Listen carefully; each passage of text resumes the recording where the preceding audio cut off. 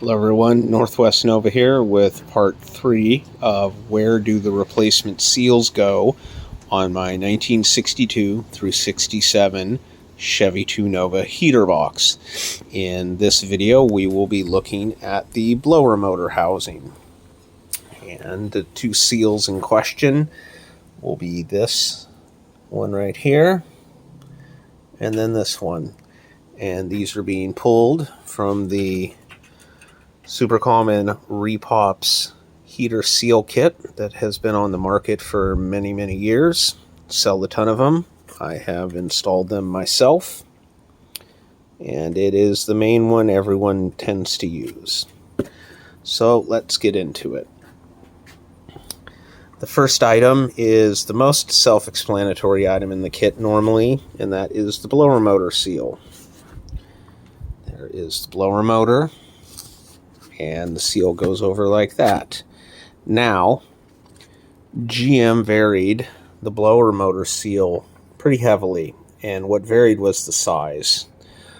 This is actually what I would consider one of the smaller ones. I have seen them where they come out to here, just the radius, circumference is enormous. I've seen them much thicker than this. So again, this is what I would consider one of the smaller ones GM used.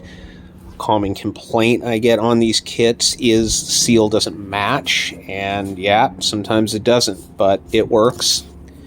It goes over and it does the job. Now, an example of the difference in the blower motors, and a lot of people are not aware of this. 62 to 63 used a unique blower motor. This is a 62 to 63 blower motor.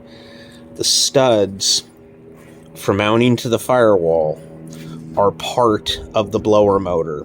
GM stopped doing this in 64, and these studs were moved out and became part of the housing.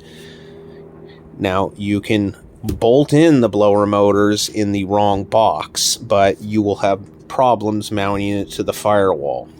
People miss this all the time.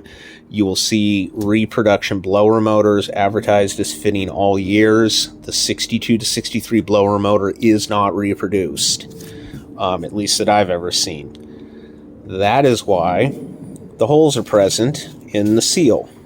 It is for the very early blower motor. Most people don't need the holes, but that's what they're there for. Another thing to see real quick is the sleeves in here. These are metal.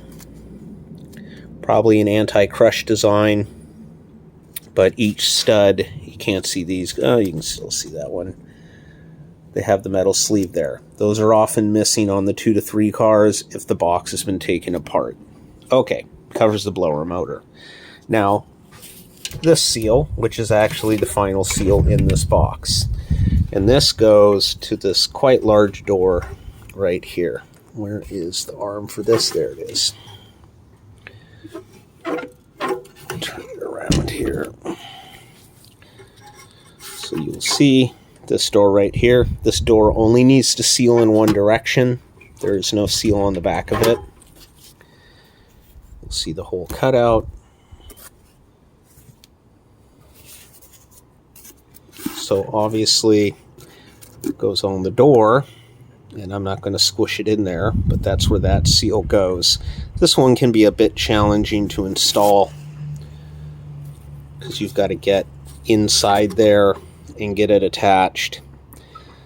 People use rubber bands, people use clothespins, something to just get it in and hold it while it's being glued down. This seal, you will see, is not stapled in. GM glued that. So I'm going to point out a couple other things about this heater section. This appears pretty much untouched, so you'll see something you don't often see is GM put caulking or dum-dum putty, applied by hand around the perimeter here. And that was to seal internally to the heater core case when this was installed. I don't know if they did this every year or what the story is, but you don't often see that basically untouched. You can actually still see the person's fingerprints in it. Another thing to point out here is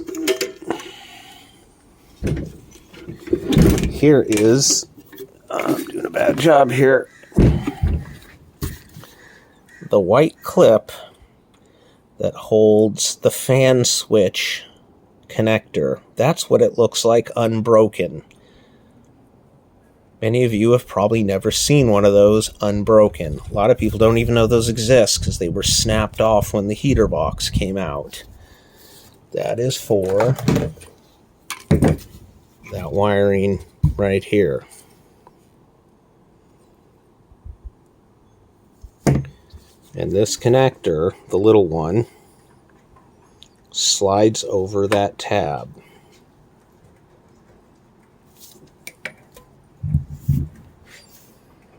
That's what that is for. So there is an unbroken one. Anyway, best of luck and hope that helps.